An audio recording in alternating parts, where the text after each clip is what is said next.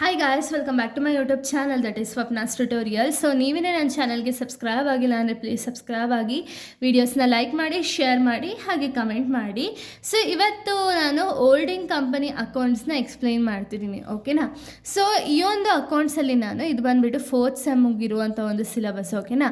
So BComಗಿರುವಂಥ ಒಂದು syllabus ಆಗಿದೆ. Holding company ಅಕೌಂಟ್ಸಲ್ಲಿ ನಾನು ಕಂಪ್ಲೀಟಾಗಿ ಥಿಯರಿನ ಈ ಒಂದು ವಿಡಿಯೋದಲ್ಲಿ ಎಕ್ಸ್ಪ್ಲೈನ್ ಮಾಡ್ತಾ ಹೋಗ್ತೀನಿ, ಓಕೆನಾ. ಈ ಥಿಯರಿ ಗೊತ್ತಿದ್ರೆ ಮಾತ್ರ ನಿಮಗೆ ಪ್ರಾಕ್ಟಿಕಲ್ ಪ್ರಾಬ್ಲಮ್ಸ್ನ ಸಾಲ್ವ್ ಮಾಡೋದಕ್ಕಾಗುತ್ತೆ, ಇಲ್ಲಾಂದರೆ ಪ್ರಾಕ್ಟಿಕಲ್ಸ್ನ ನೀವು ಸಾಲ್ವ್ ಮಾಡೋದಕ್ಕಾಗಲ್ಲ, ಓಕೆನಾ. ಸೊ ನೋಡಿ, ಓಲ್ಡಿಂಗ್ ಕಂಪನಿ ಅಕೌಂಟ್ಸ್ ಅಂದರೆ ನಮಗೆ ಕ್ವಶನಲ್ಲೇ ಹೇಳಿದ್ದಾರೆ, ಓಕೆನಾ. ಏನಿದು ಓಲ್ಡಿಂಗ್ ಕಂಪನಿ ಅಂದರೆ ಯಾರು, ಏನು ಇದ್ರದ್ದು ಅಕೌಂಟ್ಸ್ ನಾವು ಏನು ಮೇಂಟೈನ್ ಮಾಡಬೇಕು ಅಂತ ಹೇಳಿ ನಮಗೆ ಡೌಟ್ ಬಂದೇ ಬರುತ್ತೆ ಅಲ್ವಾ. ಸೊ ಫಸ್ಟ್ ನಾವು ಓಲ್ಡಿಂಗ್ ಕಂಪನಿ ಅಂದರೆ ಏನು ಅಂತ ಹೇಳಿ ನೋಡೋಣ, ಓಕೆನಾ. ಓಲ್ಡಿಂಗ್ ಕಂಪನಿ ಅಂದರೆ ಏನು ಅಂದರೆ, it is a company which acquires more than 51% of shares of another company is called as holding company. ಅಂದರೆ ಏನು, ಫಾರ್ ಎಕ್ಸಾಂಪಲ್ ಹೇಳಿದ್ರೆ ನಿಮ್ಗೆ ಅರ್ಥ ಆಗುತ್ತೆ, ಓಕೆನಾ. ಈಗ 2 ಕಂಪನಿ ಇರುತ್ತೆ, ಓಕೆನಾ. 2 ಕಂಪನಿ ಕೂಡ ಚೆನ್ನಾಗಿ ರನ್ ಆಗ್ತಿರುತ್ತೆ, ಓಕೆನಾ. ಇದು ಎಕ್ಸಾಂಪಲ್, ಇದು A ಕಂಪನಿ, ಇದು B ಕಂಪನಿ, ಓಕೆನಾ. 2 ಕಂಪನಿ ಕೂಡ ನೀಟಾಗಿ ಚೆನ್ನಾಗಿ ರನ್ ಆಗ್ತಿರುತ್ತೆ. A ಕಂಪನಿ ಬಂದುಬಿಟ್ಟು ಸ್ವಲ್ಪ ಬಿಗ್ ಕಂಪನಿ, ಓಕೆನಾ. ಅಂದರೆ ಏನು, ಇಲ್ಲಿ ಜಾಸ್ತಿ ಟ್ರಾನ್ಸಾಕ್ಷನ್ಸ್ ಅನ್ನೋದಾಗುತ್ತೆ, ಜಾಸ್ತಿ ಜನ ಇರ್ತಾರೆ, ಅಲ್ಲಿ ಜಾಸ್ತಿ ವರ್ಕ್ ಅನ್ನೋದಾಗ್ತಿರುತ್ತೆ, ಎಲ್ಲ ಕೂಡ ಇದು ತುಂಬ ದೊಡ್ಡ ಕಂಪನಿ, ಓಕೆನಾ. ಇದು ಬಂದುಬಿಟ್ಟು B ಕಂಪ್ನಿ ಬಂದುಬಿಟ್ಟು ಒಂದು ಆವ್ರೇಜ್ ಕಂಪನಿ, ಲಾಸ್ ಅಂತ ಏನಾಗ್ತಿರಲ್ಲ, ನಾರ್ಮಲಾಗಿ ಓಡ್ತಿರುತ್ತೆ, ಓಕೆನಾ. ಸೊ ಇಲ್ಲೇನು ಮಾಡ್ತಾರೆ ಅಂದರೆ, A ಕಂಪನಿ ಬಂದು B ಕಂಪನಿಯವ್ರನ್ನ ಅಪ್ರೋಚ್ ಮಾಡ್ತಾರೆ, ಏನು, ನಿಮ್ಮ ಕಂಪನಿ ಶೇರ್ಸ್ನ ನಾನು ತಗೊಳ್ತೀನಿ ಅಂತ ಹೇಳ್ತಾರೆ, ಓಕೆನಾ. ಆಗ A company B company okay, ಅವ್ರಿಗೆ ಗೊತ್ತಿರುತ್ತೆ A ಕಂಪನಿ ಬಂದುಬಿಟ್ಟು ಲಾರ್ಜ್ ಕಂಪನಿ ಅಂತ ಎಲ್ಲ ಹೇಳಿ ಒಂದು ನೇಮ್ ಫೇಮ್ ಇರುತ್ತಲ್ಲ, ಅದಕ್ಕೆ ಇವ್ರೇನು ಅಂದ್ಕೊಳ್ತಾರೆ, ಸರಿ ಆಯಿತು ಅಂತ ಹೇಳಿ ಒಪ್ಕೊಳ್ತಾರೆ, ಓಕೆನಾ. ಆಗ A ಕಂಪನಿ ಏನು ಮಾಡುತ್ತೆ ಅಂದರೆ, B ಕಂಪನಿದು 51% ಶೇರ್ಸು ಅಥವಾ ಇದಕ್ಕೂ ಜಾಸ್ತಿ, ಓಕೆನಾ. 100%ಅಲ್ಲಿ 51% ಆದ್ರೂ ತೊಗೋಬೋದು, ಇಲ್ಲ ಒಂದು 70% ಆದ್ರೂ ತೊಗೋಬೋದು, ಇಲ್ಲ 80% ಶೇರ್ಸ್ ಆದ್ರೂ ತೊಗೋಬೋದು, ಓಕೆನಾ. ಆವಾಗ A ಕಂಪನಿ ಏನಾಗುತ್ತೆ ಅಂದರೆ ಓಲ್ಡಿಂಗ್ ಕಂಪನಿ ಆಗುತ್ತೆ, ಓಕೆನಾ. ಇವಾಗ ಮೆಜಾರಿಟಿ ಆಫ್ ಶೇರ್ಸ್ನ A ಕಂಪನಿಯವ್ರು ತೊಗೊಂಡಿರೋ ರೀಸನಿಂದ ಕಂಪ್ಲೀಟಾಗಿ ಈ ಒಂದು A ಕಂಪನಿ B ಕಂಪನಿನ ಕಂಟ್ರೋಲ್ ಮಾಡೋ ಒಂದು ಪವರ್ ಇರುತ್ತೆ, ಓಕೆನಾ. ಸೊ ಅದನ್ನು ನಾವು ಹೋಲ್ಡಿಂಗ್ ಕಂಪನಿ ಅಂತೀವಿ. ಹೋಲ್ಡಿಂಗ್ ಕಂಪನಿ ಅಂದರೆ ನೀವು ಫಸ್ಟು ತಲೆಯಲ್ಲಿ ಇಟ್ಕೋಬೇಕಾಗಿರೋದೇನು ಅಂದರೆ, 51% ಆಫ್ ಶೇರ್ಸ್ ಅಥವಾ ಮೋರ್ ದೆನ್ 51 ಶೇರ್ಸ್ ಯಾರು ಬೇರೆ ಕಂಪನಿಯವ್ರದ್ದು ಶೇರ್ಸ್ನ ಒಂದು ಅಕ್ವೈರ್ ಮಾಡ್ಕೊಂಡಿರುತ್ತೋ ಅಂಥ ಕಂಪನಿನೇ ನಾವು ಹೋಲ್ಡಿಂಗ್ ಕಂಪನಿ ಅಂತ ಹೇಳಿ ಕರಿತೀವಿ, ಓಕೆನಾ. ಇನ್ನು ಸಬ್ಸಿಡರಿ ಕಂಪನಿ ಅಂದರೆ ಏನು ಅಂದರೆ, it is a company which is acquired or control by the another company under the control of holding company. ಅಂದರೆ ಏನು, ಇವಾಗ B ಬಂದುಬಿಟ್ಟು ಅವ್ರದ್ದೇ ಮೇನ್ ಕಂಪ್ನಿ ಆಗಿತ್ತು, ಬಟ್ 51% ಅಥವಾ ಮೋರ್ ದೆನ್ 51% ಆಫ್ ಶೇರ್ಸ್ನ ಕಂಪ್ಲೀಟಾಗಿ ಅಕ್ವೈರ್ ಮಾಡಿರೋ ರೀಸನಿಂದ ಈ ಕಂಪ್ನಿ ಬಂದುಬಿಟ್ಟು B ಕಂಪ್ನಿನ ಕಂಟ್ರೋಲ್ ಮಾಡುತ್ತೆ, ಓಕೆನಾ. ಆ ಒಂದು ಕಂಟ್ರೋಲಿಂಗ್ ಕಂಪನಿನ ಹೋಲ್ಡಿಂಗ್ ಕಂಪನಿ ಅಂತೀವಿ. ಯಾವ ಕಂಪ್ನಿನ ಕಂಟ್ರೋಲ್ಡ್ ಮಾಡ್ತಿರುತ್ತಲ್ಲ ಹೋಲ್ಡಿಂಗ್ ಕಂಪನಿ, ಅದನ್ನು ನಾವು ಸಬ್ಸಿಡರಿ ಕಂಪನಿ ಅಂತ ಹೇಳಿ ಕರಿತೀವಿ, ಓಕೆನಾ. ಇನ್ನು ಕನ್ಸಾಲಿಡೇಟೆಡ್ ಫಿನಾನ್ಷಿಯಲ್ ಸ್ಟೇಟ್ಮೆಂಟ್ ಅಂದರೆ ಏನು ಅಂದರೆ, also called as consolidated balance sheet ಅಂತ ಹೇಳಿ ಕರಿತೀವಿ. It refers to the combining of separate balance sheet of holding company and its subsidiary company into a single balance sheet. ಅಂದರೆ ಏನು, ಈಗ ಹೋಲ್ಡಿಂಗ್ ಕಂಪನಿ ಸಬ್ಸಿಡರಿ ಕಂಪನಿನ ಅಕ್ವೈರ್ ಮಾಡಿದ್ಮೇಲೆ ಅವರ ಒಂದು ಫಿನಾನ್ಷಿಯಲ್ ಸ್ಟೇಟ್ಮೆಂಟ್ ಏನಿತ್ತಲ್ಲ, ಅಥವಾ ಸಪ್ರೇಟ್ ಬ್ಯಾಲೆನ್ಸ್ ಶೀಟ್ ಏನು ಮಾಡ್ತಿರ್ತಾರಲ್ಲ ಹೋಲ್ಡಿಂಗ್ ಕಂಪನಿ ಮತ್ತು ಸಬ್ಸಿಡರಿ ಕಂಪನಿ, ಈ ಎರಡೂ ಕೂಡ ಒಂದು ಸಿಂಗಲ್ ಬ್ಯಾಲೆನ್ಸ್ ಶೀಟ್ ಆಗಿ ಕನ್ವರ್ಟ್ ಮಾಡ್ತಾರೆ. ಅದನ್ನು ನಾವು ಕನ್ಸಾಲಿಡೇಟೆಡ್ ಫಿನಾನ್ಷಿಯಲ್ ಸ್ಟೇಟ್ಮೆಂಟ್ ಅಂತ ಹೇಳಿ ಕರಿತೀವಿ, ಓಕೆನಾ.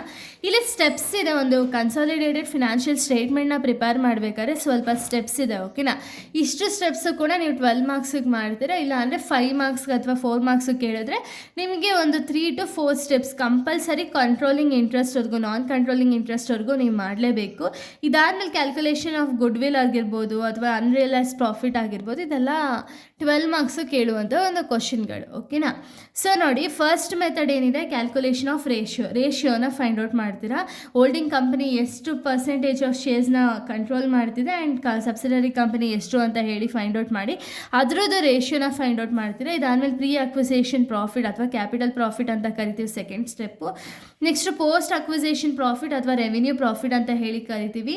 Next calculation of non controlling interest ಅಥವಾ ಮೈನಾರಿಟಿ ಇಂಟ್ರೆಸ್ಟ್ ಅಂತಲೂ ಹೇಳಿ ನಾವು ಕರಿತೀವಿ.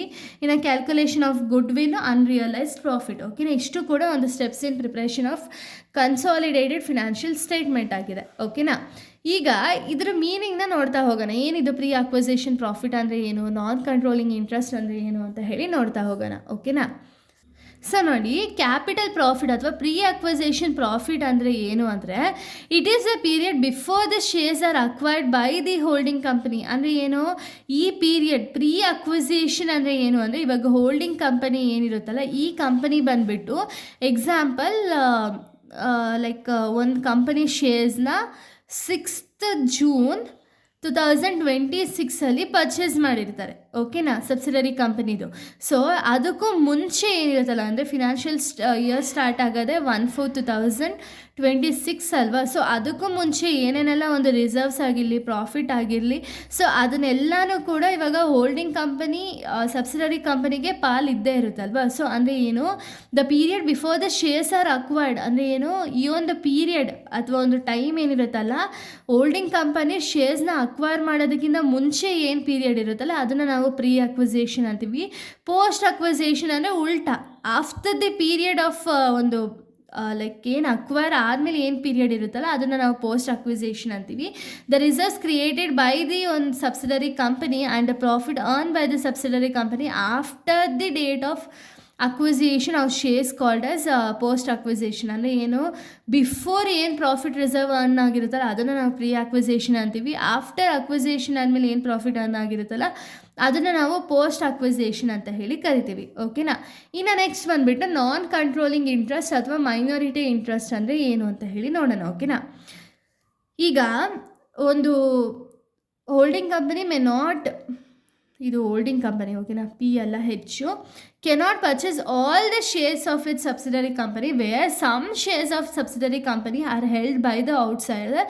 There interest in the subsidiary company is known as minority interest. ಅಂದರೆ ಏನು, ಈಗ ಸಬ್ಸಿಡರಿ ಕಂಪನಿ ಬಿ ಏನಿದೆಯಲ್ಲ, ಬಿದು ಎಲ್ಲ ಶೇರ್ಸ್ನೂ ಕೂಡ ಏನೇ ಪರ್ಚೇಸ್ ಮಾಡೋದಕ್ಕೆ ಆಗಲ್ಲ. ಓಕೆನಾ, ಯಾಕೆ, ಇವಾಗ ಎ ಬಂದುಬಿಟ್ಟು ಒಂದು 70% ಶೇರ್ಸ್ನ ಬಿ ಕಂಪ್ನಿದು ಪರ್ಚೇಸ್ ಮಾಡ್ಕೊಂಡಿರುತ್ತೆ ಅಂದ್ಕೊಳ್ಳಿ.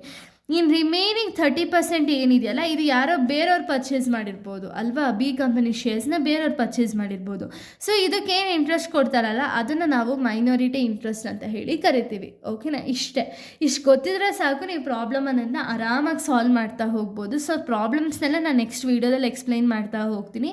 ಇದು ಜಸ್ಟ್ ಥಿಯರಿ. ಓಕೆನಾ, ಸೊ ಇಲ್ಲಿಗೆ ಒಂದು ವೀಡಿಯೋ ಅನ್ನೋದು ಕಂಪ್ಲೀಟ್ ಆಗುತ್ತೆ. ನೆಕ್ಸ್ಟ್ ವೀಡಿಯೋದಲ್ಲಿ ನಾನು ಬೇರೆ ಒಂದು ಪ್ರಾಬ್ಲಮ್ನ ಎಕ್ಸ್ಪ್ಲೈನ್ ಮಾಡ್ತೀನಿ. So thank you guys, thanks for watching.